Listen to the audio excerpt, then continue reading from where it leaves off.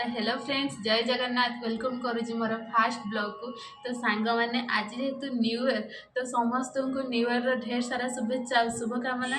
तो आम आज न्यू ईयर रे कौन सब प्लान करुँ, कुआड़े सब बुली जाऊँ, तो आपण मानू मुझे वीडियो देखी।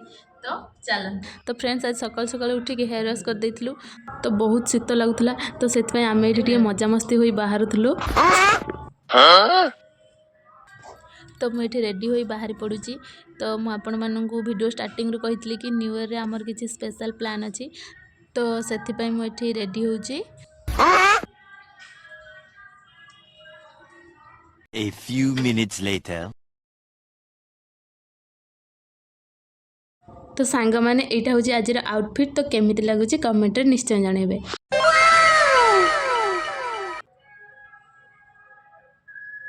तो तापर डेरी हो जाऊला बोली मुझे मो सांग को इयरिंग्स पिंधि दौली, कहीं आम जमी शीघ्र शीघ्र जाकि पहुँचू।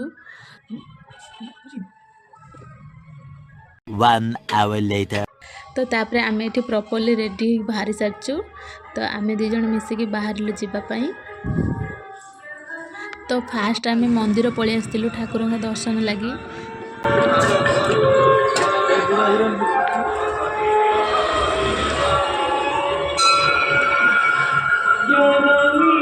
तो मुझे टे गोड़ धोईदे मंदिर भीतर को जाइए।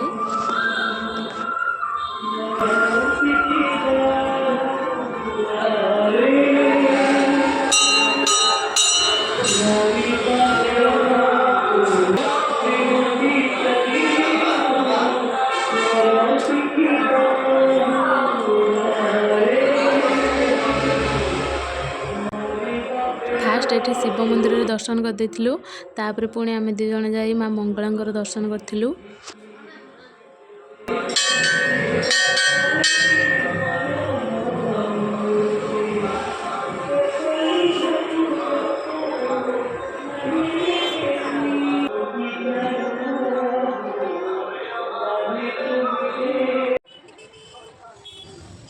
तापर आम बाहरी पलि आसलु माँ श्यामा काली मंदिर को।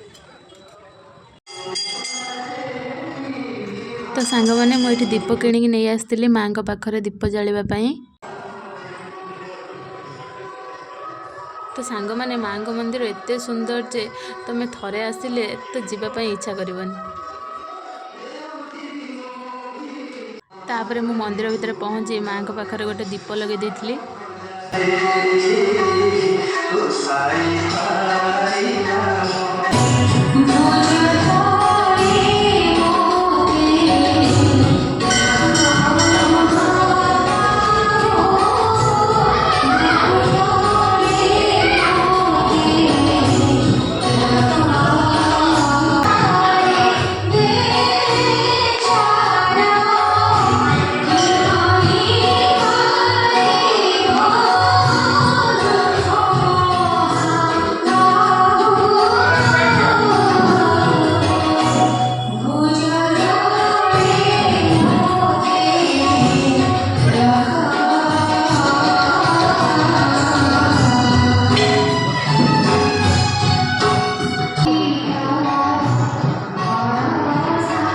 तो सांग मैंने दीप जाली सारी मो माँ को दर्शन करने मंदिर भीतर को पलि आसती।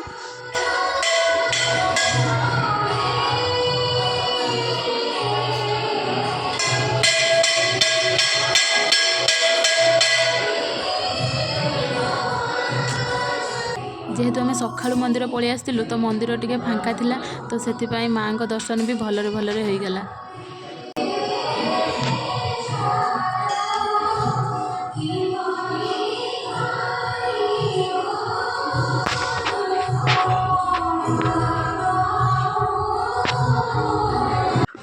तो ये सांग मैंने देखते आज नव वर्ष लगी माँ बृंदावती पाखे फूलर केते सुंदर भाव में सजा जाइए। तापर माँ को दर्शन सारी आम मंदिर रू पलि जाइलु गोटे नुआ जगह को। तो सांग मैंने गेस करी कह तो आम कौटिकी जाऊँ। तो फाइनाली आम आसिक पहुँची गलु इस्कन टेम्पल। तो न्यू ईयर लगे आज मंदिर प्रबल भीड़ थिला। देखिपे सांग मैंने केते भीड़। तो चलते सांग मैंने भीड़ भितर जाई ठाकुरंकर दर्शन करवा।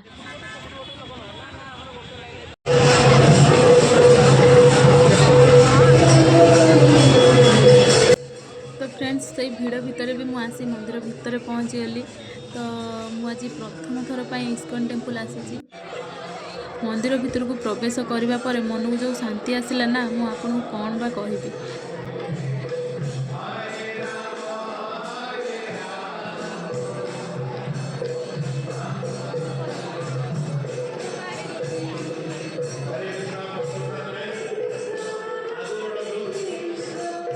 ତ ସାଙ୍ଗମାନେ ୟା ପୂର୍ବରୁ ମୁଁ ବହୁତ ଥର ବାହାରିଛି ମନ୍ଦିର ଆସିବା ପାଇଁ, ହେଲେ ଆସିପାରି ନାହିଁ କେବେ। ତ ଫାଇନାଲି ନୂଆ ବର୍ଷରେ ଠାକୁରଙ୍କର ଡୋରି ଲାଗିଲା, ତ ମୁଁ ମନ୍ଦିର ଆସି ବହୁତ ଖୁସି। ତ ମାନେ ଏତେ ପାଖରୁ ଠାକୁରଙ୍କୁ ଦର୍ଶନ କରିବି ମୁଁ ତ କେବେ ଭାବି ହିଁ ନଥିଲି। ଏତେ ଭିଡ଼ରେ ଯାହା ହଉ ଠାକୁରଙ୍କ ଦୟାରୁ ଭଲରେ ଭଲରେ ଦର୍ଶନ ବି ହେଇଗଲା।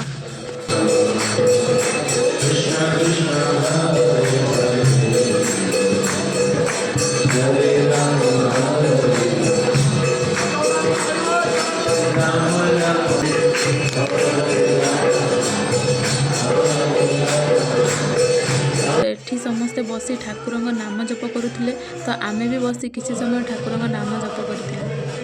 ତ ତାପରେ ଆମେ ମନ୍ଦିର ଭିତରେ ଥିବା ଦୋକାନ ଗୁଡ଼ିକୁ ବୁଲିକି ଦେଖିଲୁ। ତ ସେଠି ଠାକୁରଙ୍କ ମୂର୍ତ୍ତି ବହୁତ ସୁନ୍ଦର ସୁନ୍ଦର ମୂର୍ତ୍ତି ସବୁ ଅଛି। ମାନେ ତୁମେ ସେଠି ଛୋଟରୁ ବଡ଼ ମୂର୍ତ୍ତି ପର୍ଯ୍ୟନ୍ତ ସବୁ ମୂର୍ତ୍ତି ପାଇବ ଠାକୁରଙ୍କର, ଆଉ ସବୁ ମୂର୍ତ୍ତି ବି ବହୁତ ସୁନ୍ଦର ହେଇଥିଲା।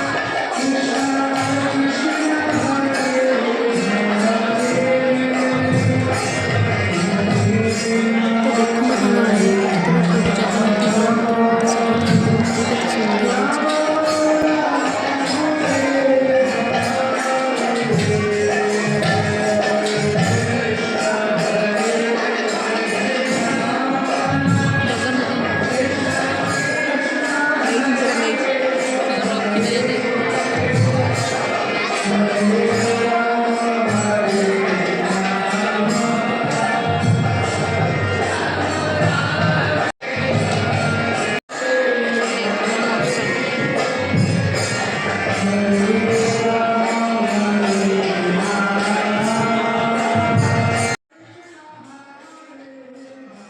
ତ ତାପରେ ଆମେ ଏଠି ଆସିକି ଠାକୁରଙ୍କ ଭୋଗ ଏଠି କିଛି କିଣି ଦେଇଥିଲୁ। ବହୁତ ପ୍ରକାର ଭୋଗ ଥିଲା, ତ ଏଠି ଆମେ କିଛି ଭୋଗ କିଣିକି ନେଇ ଯାଇଥିଲୁ।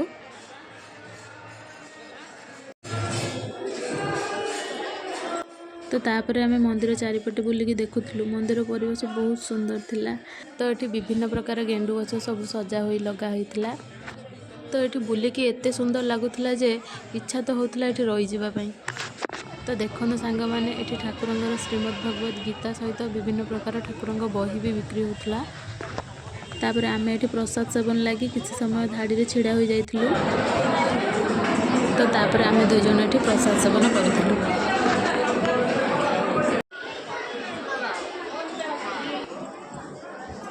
ତ ଦେଖନ୍ତୁ ସାଙ୍ଗମାନେ, ଏଠି ବିଭିନ୍ନ ପ୍ରକାର ସ୍ନାକ୍ସ ବି ଥିଲା, ଯିଏ ଯାହା କିଣିକି ଏଠି ଖାଇପାରିବ। ତ ଆମେ ବି ଏଠି କିଛି ସ୍ନାକ୍ସ କିଣିକି ଖାଇଥିଲୁ।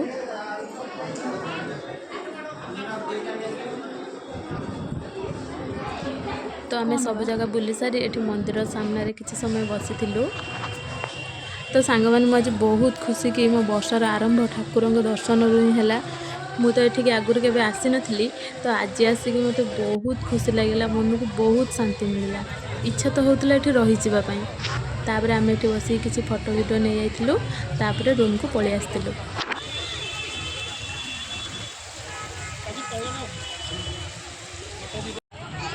ତ ସାଙ୍ଗମାନେ, ବସ୍ ଆସିବା ପାଇଁ ଟିକେ ଲେଟ୍ ଥିଲା, ତ ସେଇଥିପାଇଁ ଆମେ ଏଠି ବସିକି ଟିକେ ଚାଟ୍ ଖାଇଦେଉଥିଲୁ।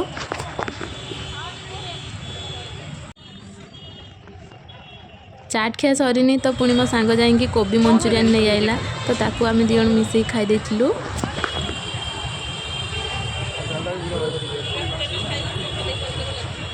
ତ ସାଙ୍ଗମାନେ, ଏପର୍ଯ୍ୟନ୍ତ ବି ବସ୍ ଆସିନି, ତ ଆମେ ଦୁଇ ଜଣ ଏଠି ଠିଆ ହେଇ ବସ୍କୁ ୱେଟ୍ କରୁଛୁ କେତେବେଳେ ଆସିବ।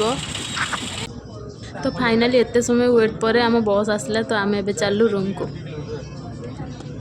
ତ ସାଙ୍ଗମାନେ, ଆମେ ଆସିକି ଏବେ ରୁମ୍ରେ ପହଞ୍ଚି ଯାଇଛୁ। ତ ଦିନ ସାରା ବୁଲାବୁଲି କରିକି ଟିକେ ଥକି ଯାଇଛୁ। ରହୁଛି, ଦେଖା ହେବ ନେକ୍ସଟ ଭିଡ଼ିଓରେ। ଆଉ ଯଦି ଭିଡ଼ିଓଟି ଭଲ ଲାଗିଥିବ ତାହେଲେ ଲାଇକ୍, ସେୟାର, ସବସ୍କ୍ରାଇବ୍ କରିବାକୁ ଜମା ବି ଭୁଲିବେନି। ଜୟ ଜଗନ୍ନାଥ।